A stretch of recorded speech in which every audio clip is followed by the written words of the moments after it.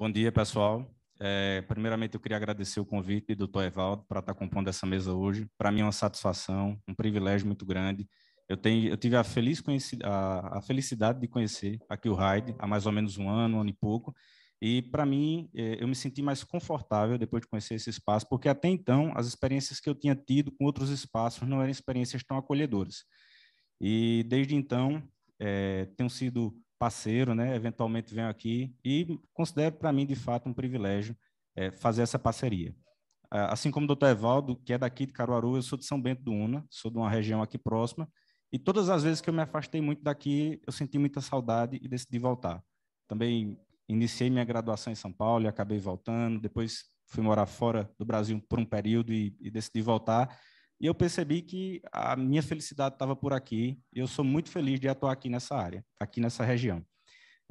Com relação ao tema específico, um dos colegas da mesa anterior, ele fez uma colocação que eu achei muito interessante, né? Às vezes existe uma dualidade, uma briga entre redução de danos, abstinência, e muitas vezes são coisas que elas estão juntos. Em algum momento o indivíduo ele opta por fazer uma redução de danos, em algum momento uma abstinência, mas eu acho que vai ser uma boa oportunidade para a gente discutir e debater a respeito disso hoje aqui. Atualmente, eu trabalho no CAPS Álcool e Drogas, então eu lido diariamente com as toxicomanias, e vai ser um privilégio compor essa mesa aqui hoje com vocês. Eu queria convidar agora o professor Léo Roque, que é psicólogo, redutor de danos, militante da luta antimanicomial, gerenciou alguns serviços de atenção às pessoas com questões relacionadas a álcool e outras drogas na Paraíba, e é professor da Uniesp na Paraíba, e faz doutorado agora em psicologia pela Universidade Federal do Rio Grande do Norte, para compor a mesa e começar com a fala dele. Tudo bem, então, bom dia a todos, a todas, né? E a todos aí, inicialmente agradeço, né, pelo convite, na pessoa do Dr. Evaldo, professor Antônio Nery Filho, né? Na verdade é um prazer estar nesse diálogo, nesse debate, principalmente ao lado aí, né, de pessoas super importantes e significativas dentro do campo, né, do processo de cuidado relacionado às pessoas que usam drogas, principalmente no contexto da RD. E aí eu já me reporto aqui diretamente, né, ao Domiciano Siqueira, parceirão, né, grande articulador, promovedor em relação às perspectivas da RD de uma forma extremamente ampliada, né? Então, para mim é todo um prazer, né, estar aqui. E agradeço também aos convites, né, ao convite do próprio Alex, né, que, né, amigo mesmo de coração, que acabou me convidando, né, e apesar de várias outras questões, né, que atravessam as nossas vidas, mas eu consegui, né, estar aqui com vocês, queria estar pessoalmente, né, justamente porque, apesar de não ser de Caruaru, essa cidade, ela guarda, para mim, um processo afetivo gigantesco, né? Durante 5 anos, eu atuei, trabalhei aí em Caruaru, né? Dentro do processo de formação, dentro de uma instituição, né? De formação de ensino superior, e acabei também fazendo, né? Várias parcerias, né? Com a rede de atenção psicossocial, com a saúde mental, enfim, da cidade. Então, de alguma forma, é muito prazeroso, né? Estar aqui novamente, estar sentindo um pouco esse clima, né? Que Caruaru proporciona a todos nós, né? Então, enfim. Então, assim como foi me apresentado, meu nome é Léo Roque, sou psicólogo de formação, sou aqui de João Pessoa, né? Logo em seguida quando eu terminei a minha graduação, acabei gerenciando, né? Tendo a oportunidade de gerenciar alguns serviços, né? Da rede de atenção psicossocial da Grande João Pessoa, incluindo aqui uma cidade portuária de nome Cabedelo, não sei quem conhece, e a outra experiência foi um CAPS AD3, que é o único CAPS, né, do município aqui de João Pessoa, gerenciei por alguns anos, né? E eu falo muito desses lugares, né? Tem a ver com a minha implicação, essa implicação, né, sobre o tema de uma maneira profissional, mas logicamente que antes disso, né, eu tenho uma implicação extremamente pessoal com a questão, né, das drogas, e isso que me motiva, inclusive pleitear, é o que eu estou fazendo agora, né, campos de pesquisa, me dedicar praticamente integralmente ao processo de cuidado junto às pessoas, né, que de alguma forma se aventuram, né, na relação com as substâncias psicoativas. Mas veja bem, né, o título, né, de todo esse evento é um título muito interessante, né, a Clínica das Toxicomanias, né, ele já faz uma certa circunscrição aí em termos do entendimento, né, o que seria essa clínica que a gente está pensando, e essa pergunta, se é singular ou plural, me parece uma pergunta, vamos dizer, irrespondível, né? Não dá para pensar de uma forma dicotômica. Eu imagino que essa foi mesmo a intenção, né? De propor o debate e não propor uma resposta se a clínica da toxicomania ela é singular ou plural.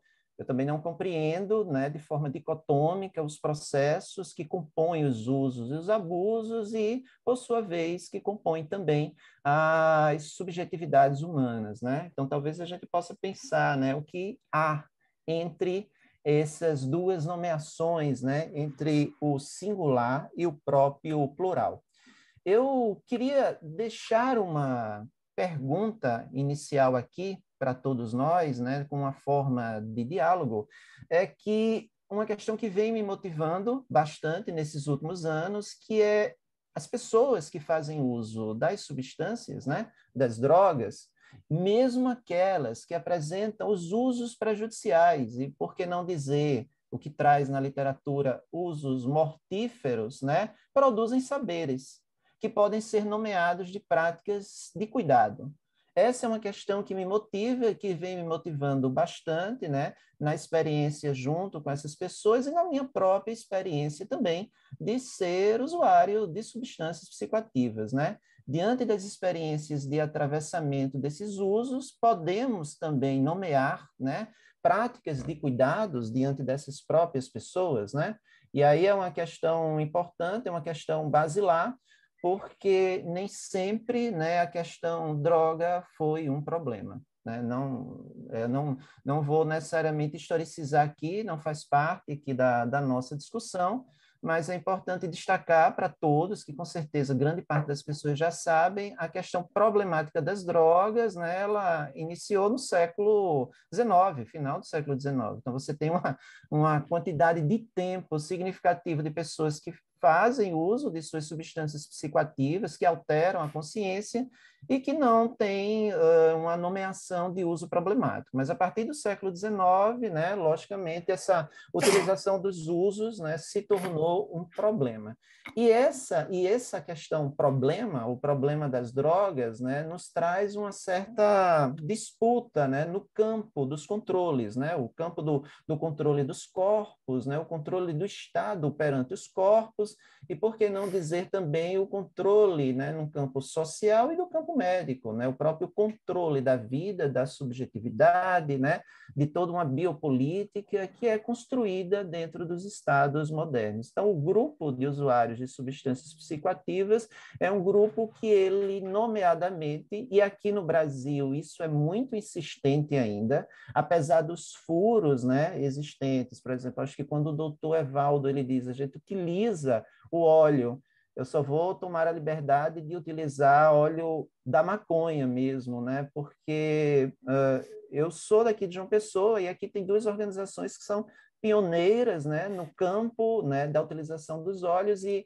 eu me convenci, né, sobre a utilização da nomeação de maconha, da maconha, né, da forma terapêutica da utilização da maconha, né, no sentido de desvelar, né, esse protagonismo da substância. Mas veja, quando o doutor Evaldo diz, a gente utiliza, né, está utilizando o processo da utilização do óleo, do canabidiol, da maconha, enfim, isso me parece que já é um furo, né, diante desse esquema, né, muito grotesco e muito perverso, que é o controle dos corpos, né?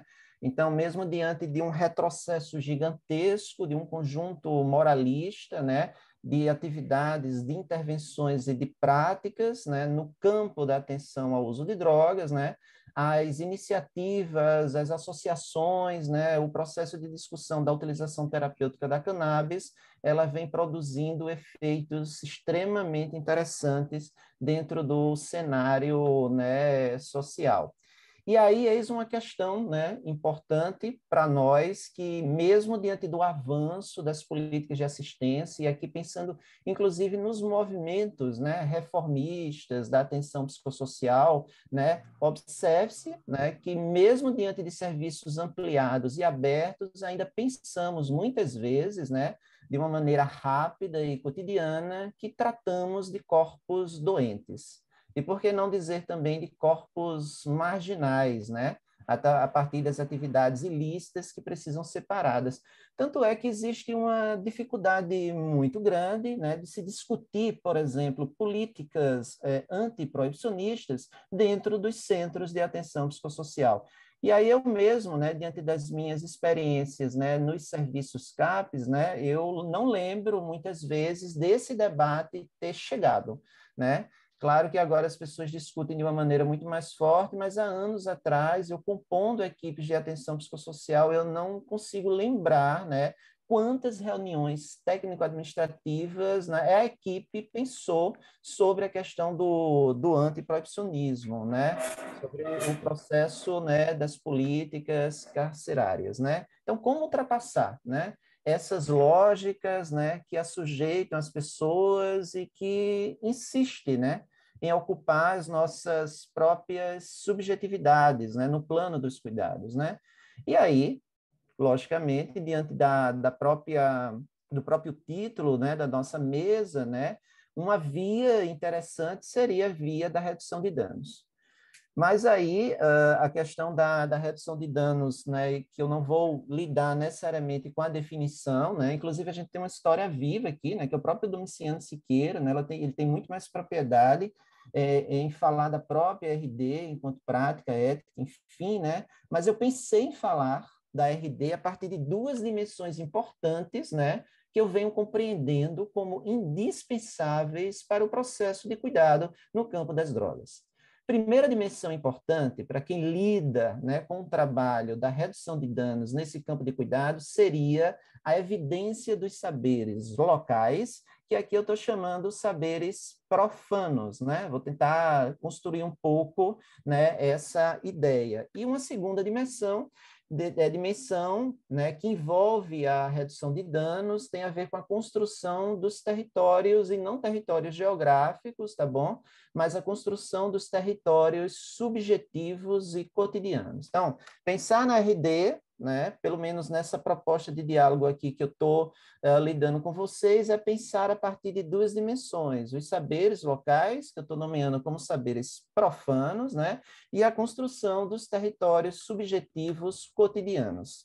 Né? Logicamente que a RD ela está presente nas leis, nas diretrizes, portarias, compondo textos das políticas no campo da saúde, isso desde o período ali da primeira década do ano 2000, né? Esse encontro frutífero, encontro extremamente potente entre a redução de danos, por exemplo, e a reforma psiquiátrica brasileira. Né? Eu falo muito desse lugar porque, na verdade, eu sou fruto, né, desse lugar. Minha formação em psicologia estava ali, né, na primeira década do ano 2000, e onde a gente debatia muito aqui na Universidade Federal da Paraíba sobre o processo, né, de construção da reforma psiquiátrica brasileira e atuação junto às pessoas usuárias de drogas. Mas eu vou ficar com uma definição, né, assim, temporária aqui, super potente, né, do Antônio Lancetti, quando ele diz, né, que a RD é uma prática que se concentra na potencialidade de produzir um desvio, né, consistindo necessariamente na criação de uma experimentação de vida, de cuidado e de solidariedade.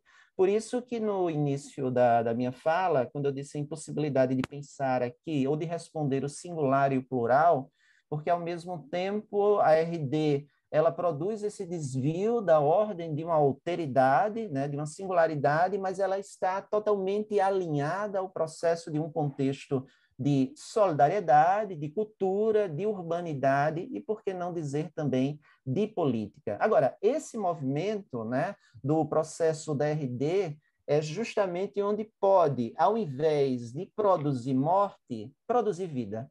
Então, por isso seria a minha questão inicial. As pessoas que fazem uso de drogas prejudiciais, elas produzem vida?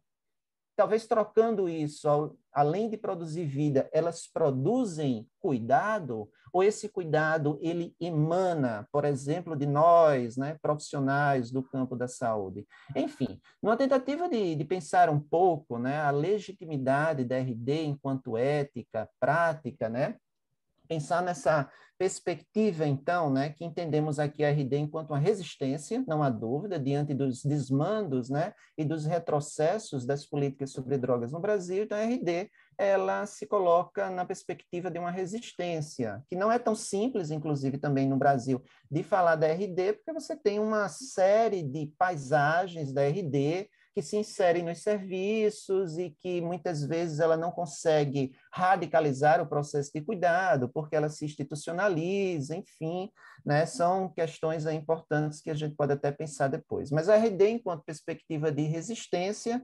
ela, de alguma forma, ela se localiza em um determinado saber. Esse saber que eu estou nomeando aqui como um saber local tem a ver com uma espécie de uma certa expertise, de uma certa experiência, do qual as pessoas que fazem uso de drogas nem sempre estão cientes. Esse é um elemento, me parece importante, da RD, né? Pelo menos em termos conceituais, porque estamos falando aqui de práticas que vivem escondidas, né? Que prestam mais atenção a uma lógica, veja bem, de ultrapassagem, no sentido que emergem, as práticas de uso de drogas emergem a partir, mesmo tendo uma extrema opressão no campo político e social do Brasil. Então, essas pessoas, mesmo sabendo que estão no processo, né, societário no Brasil, uma política de morte, uma necropolítica, né, diante de uma postura, né, de comprometimento dos corpos através da biopolítica exercida, essas pessoas produzem uma certa ultrapassagem numa perspectiva de uma certa resistência. Então, saberes como esse, que não são necessariamente os saberes oficiais, né, os saberes jurídicos, e por que não dizer os saberes científicos, eles acabam ultrapassando, né, essas nomenclaturas existentes, né, e eles são erguidos a partir do próprio encontro nos territórios, né? Então, nessa perspectiva, a RD, ela lança a mão desses encontros a partir do que o Lancet fala sobre a clínica dos desvios, né? Então, esses saberes profanos e locais, né, tem a ver com os atores que são envolvidos, né, logicamente, no processo de saúde, que talvez possamos ser nós, mas, ao mesmo tempo, tem a ver com certos fazeres muito mais micros, particulares, né, e possibilidades de táticas de sobrevivência diante de um processo extremamente mortificante, que não é apenas usar drogas de maneira prejudicial, mas é viver nesse país extremamente desigual. Então, viver num país extremamente desigual e ainda ser usuário de drogas, ser preto, ser pobre e morar numa periferia, né, não é tarefa para qualquer um. Então, essa é uma questão importante que se coloca no campo, né, dos saberes locais e como é que a gente pode acessar, na verdade, esses saberes locais, né? Então, ao acessar esses saberes locais, né, você começa a pensar um pouco em algumas estratégias que esses sujeitos eles se organizam, né, para poder sobreviver. Por exemplo, pessoas que eu atendi nos serviços de atenção psicossocial que fazem 10 anos que moram, que estão em situação de rua, que moram não, que estão em situação de rua e que estão vivos, né? Continuam fazendo suas utilizações, né? Mas estão vivos, né? Eles se mantêm vivos, respirando, ou frequentando serviços, ou frequentando determinados locais. Isso nos leva, então, a começar a pensar que existe um certo saber aí, uma certa forma ativa de domínio de si, né?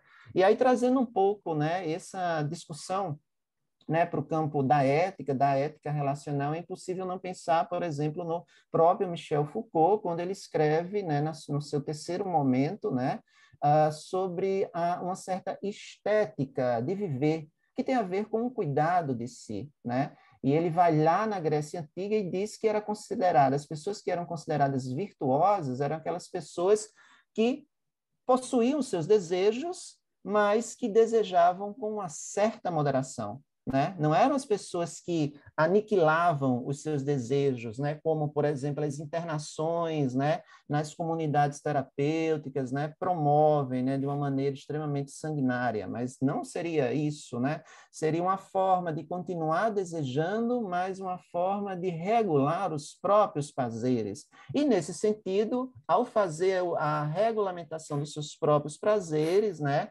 Há sim uma consequência interessante sobre os próprios processos de subjetivação.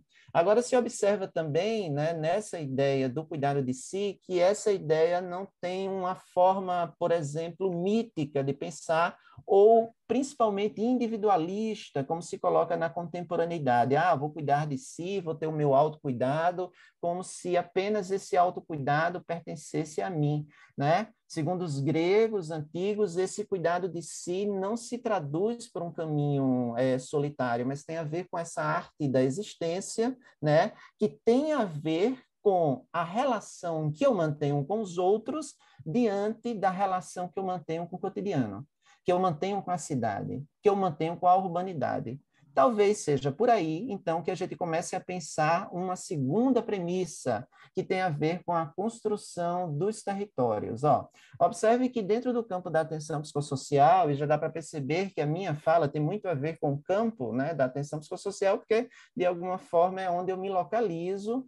O vocábulo, né, o termo território, está presente em muitas dimensões, né?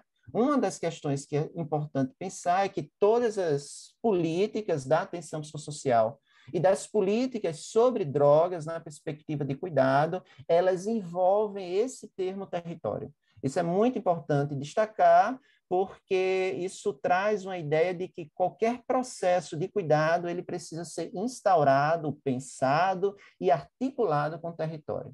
O problema é que toda vez que a gente pensa no território, as nomeações são múltiplas, né? Se a gente pensar no campo, por exemplo, da saúde mental, de uma forma geral, essas nomeações são múltiplas. Você tem uma primeira acepção que se alinha a um conjunto de recursos terapêuticos, num sentido muito mais amplo, resultado de interações potenciais entre os profissionais e o próprio território. Você tem, por exemplo, uma maneira de entender o território de uma forma muito simplória e material, mas que é muito utilizada, tá? No campo dos cuidados, que é aquela área descrita, pronto, isso muito na atenção básica e também na atenção psicossocial, né? O território, ele muitas vezes, ele é pensado a partir de uma área de cobertura, né? Então, quando, às vezes, os profissionais, né, eles falam do território, eles falam a área descrita, ou seja, né, o serviço onde eu atuo está atuando lá naquele território, né? A partir de ações, né? E de intervenções extra-hospitalares. Mas existe uma terceira nomeação, que é uma terceira acepção que me parece muito importante, né? Para esse debate aqui da redução de danos enquanto uma ética da clínica do desvio. É aquela que se relaciona a partir do território existencial, que é construída a partir da história pessoal, e aí, nesse caso, essa história singular de cada sujeito, e que denota, tá, sempre as construções que são simbólicas e de pertencimento entre a própria clínica, né? Essa clínica aqui, diferente de uma clínica da homogeneização, que denota também essa relação com o próprio espaço urbano, que nesse caso eu estou fazendo a aproximação com o próprio território, com as cidades, e por que não dizer também com a composição das subjetividades. Se pensarmos, então, enquanto premissa, né, para articular uma redução de danos potente, ética, né, alinhada aos direitos humanos, precisamos entender que o território se situa como um campo de possibilidades, capaz de construir e desconstruir o cotidiano, né? Ou seja, quando esses sujeitos eles chegam num determinado serviço, não é que eles vão construir o território, não, eles já têm o território construído, né? Antes mesmo de entrar no serviço, mas muitas vezes a gente entende que o fato de o serviço se alinhar ao território num determinado local vai fazer com que o território possa ser construído. Não, ele pode ser ressignificado, logicamente, mas pensar, então, na primeira premissa, enquanto um saber local, é dizer que existe sim um território já construído. Por quê? Porque é um território de experimentações. E por que não dizer também que é um território de amizades, né, de solidariedades, e que talvez aí se concentre, mesmo diante dos prejuízos, né, as possibilidades de um cuidado de si extremamente atraente e potente, que faz com que os sujeitos eles sobrevivam, né? Então, desse modo, esse território, né, alinhado a essa ética da redução de danos, pode ser definido como um pressuposto ético nas ações de saúde, ou seja, é uma prática de cuidado que só pode ser relativa ao sujeito no seu contexto existencial, né? Então, se ela é relativa ao sujeito no seu contexto existencial, ela necessariamente ultrapassa esse conjunto de ferramentas meramente técnicas, que é super importante também, né? Possuir uma expertise, um acúmulo, talvez teórico e técnico, mas é importante também pensar nas perspectivas éticas em relação a essa compreensão. Então, por isso que, de alguma forma, o cotidiano, né, que acontece as nossas práticas, né, ele se reapropria o tempo inteiro dos lugares, porque é aí onde os sujeitos, né, exercem, né, suas formas de vida, suas amizades e, por que não dizer também, os seus usos. E é a partir desses usos que eles também podem fazer determinadas reinvenções na tentativa de suportar o fato, né, de utilizar substâncias psicoativas. Então, eu estou falando aqui não de grandes histórias, né? Acho que a redução de danos ela não se coloca em grandes patamares, né? Então, quem pensa em trabalhar com redução de danos, né, e, por exemplo, e lançar mão de grandes espetáculos, né, talvez não seja por aí, né? Eu dialogo aqui em torno de pequenas histórias, né, de histórias menores, a partir de homens ordinários, homens do cotidiano, homens e mulheres, né, claro, né, do cotidiano, com suas aflições, seus amores, suas amizades, né, e também as suas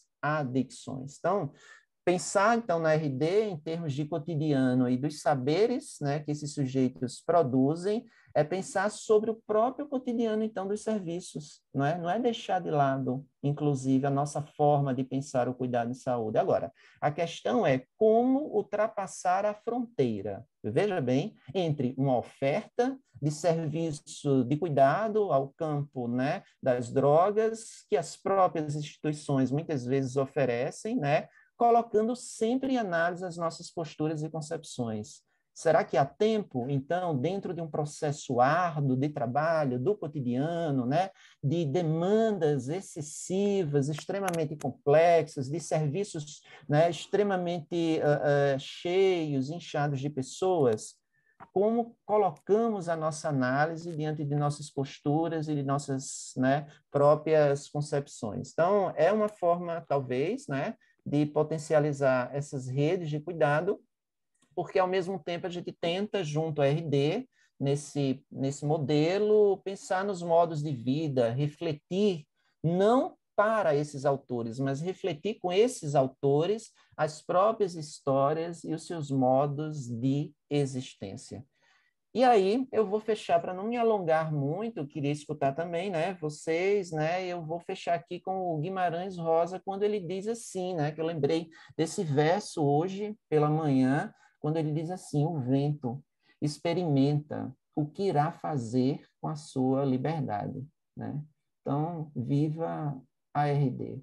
Obrigado, gente, aí, pela paciência, tá? Fico à disposição.